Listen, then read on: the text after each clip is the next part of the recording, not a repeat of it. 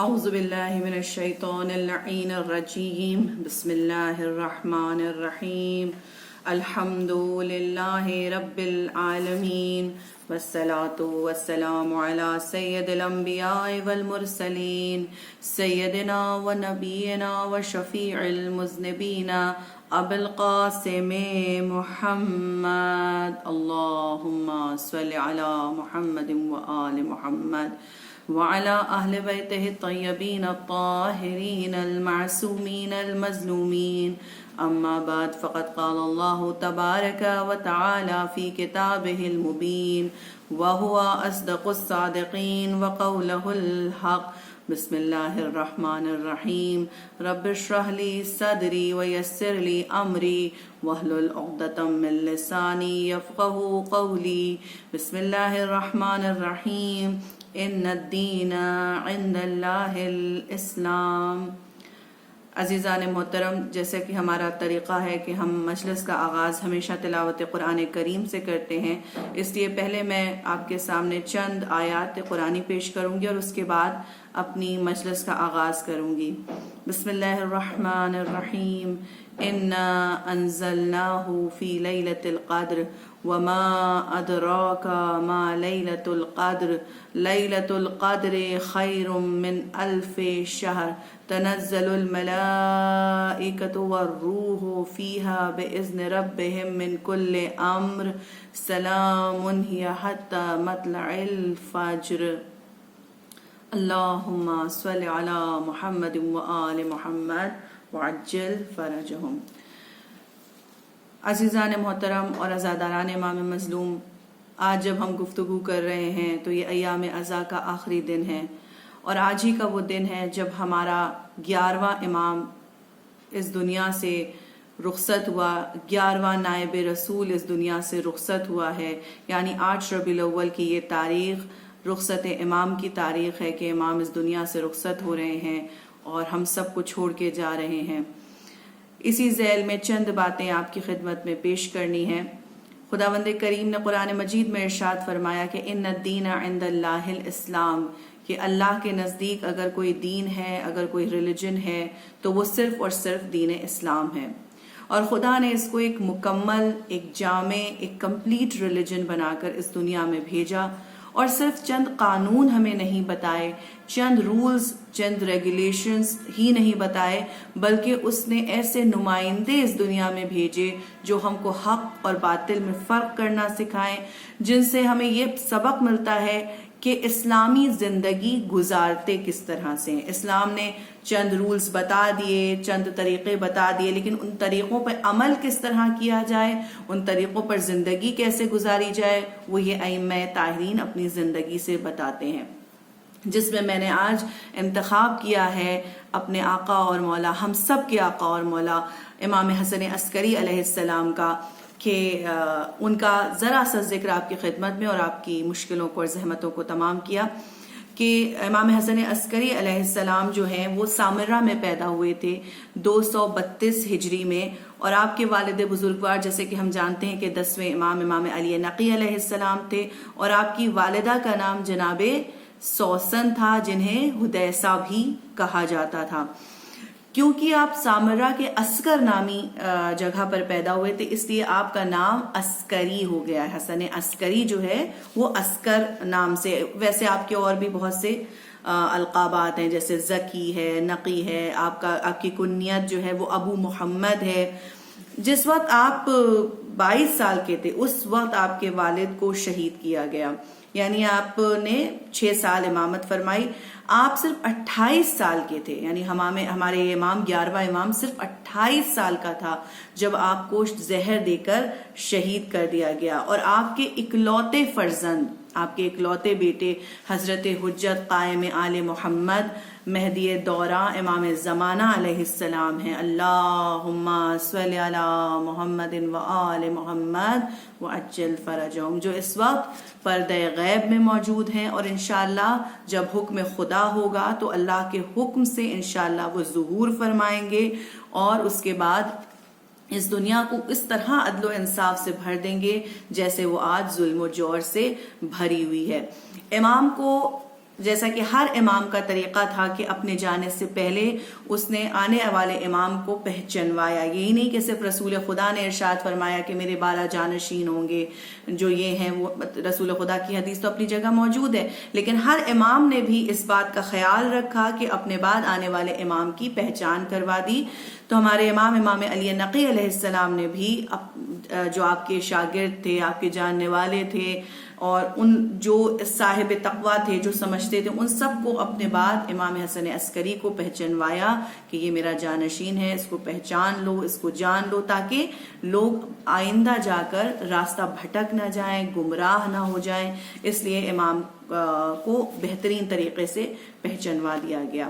آپ دیکھیں کہ امام حسن عسکری علیہ السلام کے لیے ملتا ہے کہ آپ انتہائی عبادت گزار تھے، انتہائی عبادت گزار. اگر نماز کا وقت آ گیا تو امام کوئی بھی، یعنی آپ کے ساتھ رہنے والوں نے یہ بتایا کہ امام کچھ بھی کام کر رہے ہوں، لیکن اگر نماز کا وقت آ گیا تو آپ اپنے کام کو چھوڑ کر، جو بھی کام انجام دے رہے ہیں اس کو چھوڑ کر آپ اس نماز کی طرف متوجہ ہوتے تھے اور فوراً نماز کے لیے کھڑے ہو جاتے تھے. جو ہمارے لیے درس ہے، میرے جیسے انسان کے لیے درس ہے کہ نماز کو فوقیت دی جائے، نماز کو اہمیت دی جائے اور نماز میں کو ڈیلے نہ کیا جائے. یہاں تک کہ امام کے لیے یہ ملتا ہے کہ امام جب قید خانے میں قید تھے، آپ کو قید کیا گیا، تو آپ کے جو دربان تھے جن کو اس بات پر مامور کیا گیا تھا کہ امام پر ظلم کریں، جبر کریں، زیادتی کریں، اس چیز کے لیے انہیں مامور کیا گیا تھا. لیکن چند دنوں بعد یہ محسوس کیا حکومت نے کہ یہ جو دربان تھے تو کوئی تشدد ہی نہیں کر رہے ہیں، ان کے اوپر کوئی ظلم نہیں کر رہے ہیں، بلکہ الٹا انتہائی عبادت گزار ہو گئے، انتہائی نماز پڑھنے والے اور پرہیزگار بن گئے. تو حیرت ہوئی لوگوں کو کہ بھائی تمہیں اس لیے یہاں پہ معین کیا گیا تھا کہ تم ان پر ظلم کرو، تم ان پر تشدد کرو. تو انہوں نے کہا کہ ہم ان پر ظلم اور تشدد کیسے کریں؟ ہم کبھی ان کو دیکھتے ہی نہیں کہ یہ عبادت خدا کے علاوہ کوئی کام کرتے ہوں. پوری رات یہ نمازوں میں گزار دیتے ہیں، عبادتوں میں گزار دیتے ہیں، دن ہوتا ہے تو روزہ رکھتے ہیں، عبادت کرتے رہتے ہیں. ہم نے ان کو کبھی کسی اور حالت میں دیکھا ہی نہیں. یعنی ہمارا امام اتنا عبادت گزار کہ ہم ہو تو قید، خدا نخواستہ کوئی قید ہو جائے تو وہ رو رہا ہے، پیٹ رہا ہے کہ کیا مصیبت ہم پر گزر گئی، کیا پریشانی ہم پر گزر گئی کہ ہم اس قید میں ہیں. لیکن امام نے اس قید کو بھی اپرچونٹی میں تبدیل کر دیا کہ خدا سے نزدیک ہونے میں اس کو استعمال کیا. اور وہ جو دربان تھے زندان کے، وہ کہتے تھے کہ امام ہماری طرف نظر تک کرتے ہیں تو ہم لرز جاتے ہیں، وہ ہماری طرف دیکھتے تک ہیں تو ہم لرز جاتے ہیں. یہی وجہ ہے کہ حکومت ان سے خوف زدہ تھی ان کی، یعنی کہ جب دربان اور سپاہی تک امام سے متاثر ہوتے ہوئے نظر آ رہے تھے تو عوام کا کیا حال ہوگا جو امام سے متاثر ہو رہے تھے، امام سے قریب ہوتے جا رہے تھے، امام سے نزدیک ہوتے جا رہے تھے. اور یہ بات حکومت بنی عباس کو بالکل گوارا نہیں تھی. اور یہی وجہ ہے کہ ہمارے 11ویں امام کو زہر سے شہید کر دیا گیا. 8 ربیع الاول کی تاریخ تھی جب ہمارا امام اس دنیا سے رخصت ہوا. جتنے بھی ائمہ طاہرین اس دنیا سے رخصت ہوئے، جب ہم انہیں پرسہ دیتے ہیں تو ان کے فرزند اس دنیا میں موجود نہیں ہیں. لیکن جب ہم 11ویں امام کا ماتم کرتے ہیں، جب ہم 11ویں امام کا ذکر کرتے ہیں تو ان کا وارث، ان کا بیٹا اس دنیا میں موجود ہے. امام زمانہ علیہ السلام اس دنیا میں موجود ہیں. ان کو پرسہ دیں کہ ان کے بابا کو زہر سے شہید کر دیا گیا. عزادار حکومت نے ایسا طعام بھجوایا کہ جب امام نے اس کا لقمہ لیا، اس کو کھایا تو زہر کے اثر آپ کے جسم میں پھیلنا شروع ہو گیا. چند دن گزرے تھے کہ آپ کی طبیعت ناساز ہوتی چلی گئی، یہاں تک کہ آپ کا آخری وقت نزدیک آیا. آپ نے پانی طلب کیا کہ میں پانی پینا چاہتا ہوں. جب پانی آیا تو ہاتھ میں اتنا راشا، اتنی کپ کپی ہوئی کہ ہمارا امام پانی نہیں پی سکا اور جام واپس کر دیا. پانی نہیں پی سکے. میں کہوں گی مولا آپ کو بھی آخری وقت پانی نہیں ملا، آپ پی نہیں سکے پانی۔ آئے حسین مظلوم 3 دن کا پیاسا، آپ محسوس کر سکتے ہیں، آپ اندازہ کر سکتے ہیں کہ آپ کا جد کتنا پیاسا ہوگا، کتنا تڑپ رہا ہوگا پیاس کی شدت سے۔ آزادارو جنازہ تیار ہوا امام حسن عسکری کا، ایک ہجوم تھا لوگوں کا، حکومت کے کارندے موجود تھے، چاہنے والے موجود تھے، شہر کے لوگ موجود تھے، سب موجود تھے، لیکن میرا دل کہتا ہے کہ ہمارا 11واں امام کہہ رہا ہوگا کہ میرے جد حسین، میرے جنازے میں اتنے لوگ شامل ہیں، اتنا کندھا دینے والے موجود ہیں، چاہے وہ چاہتے ہوں مجھے یا نہ چاہتے ہوں، لیکن کم سے کم موجود ہیں۔ اے میرے جد حسین، آپ کا جنازہ تو خاک کربلا پہ بے غسل و کفن پڑا رہا، کچلی ہوئی لاش پڑی رہی، اور کسی نے اتنا گوارا نہ کیا کہ حسین مظلوم کو غسل و کفن دے دے۔ آزادارو، آج ہم پر دوہرا غم ہے، ایام عزا ہم سے رخصت ہو رہے ہیں، یہ ایام جا رہے ہیں اور عزا رخصت ہو رہی ہے۔ مل کر ہم کہیں کہ مولا ہم آپ کو خدا حافظ کہتے ہیں اور پھر تشریف لائیے گا۔ یہی وہ دن تھے کہ جب شہزادیاں مدینے واپس پہنچی ہیں اور نانا کی لحد پر جا کے نانا کو اپنے بھائی کی سنائی کہ نانا ہم لٹ کے آئے ہیں، اے نانا وہ حسین جسے آپ نے پالا پوسا تھا، وہ حسین جس کو آپ کندھے پر بٹھایا کرتے تھے، وہ حسین جو اگر آپ کی پشت پہ سوار ہو جائے تو آپ سجدے کو طول دے دیا کرتے تھے، اسی حسین کی پشت کے اوپر شمر ملعون سوار ہوا، میرے بھائی کا سر تن سے جدا کر دیا گیا۔